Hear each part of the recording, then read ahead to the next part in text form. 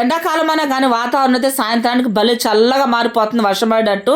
హైదరాబాద్ లో అయితే ఫుల్ వాన అంట. మా అమ్మాయి ఫోన్ చేసి చెప్తా ఉంది, వాతావరణం మారిందంటే చాలు నోటికి ఏదో ఒకటి తినాలనిపిస్తుంది, క్రిస్పీగా స్పైసీగా ఏదో ఒకటి తినాలనిపిస్తుంది. అబ్బా ఇంట్లో ఇద్దరున్నారు, అబ్బా కొడుకు, ఏమన్నా తీసుకురాండి అని చెప్తే అబ్బే అసలు ఒక్కరోడు బయటకు కదలరు.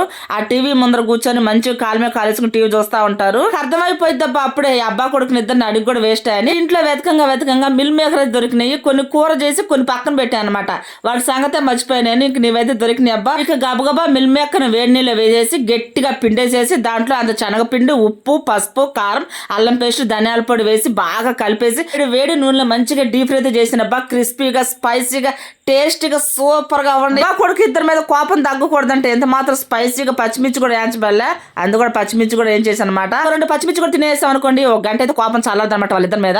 అప్పుడు కానీ నా విలువ తెలియదు వాళ్ళిద్దరికి. సరేలేబ్బా ఆడ ఎదురు చూస్తాలో మా వారు నా కొడుకు, వాళ్ళు కూడా పెట్టేస్తా. ఇక ఉంటా బాయ్.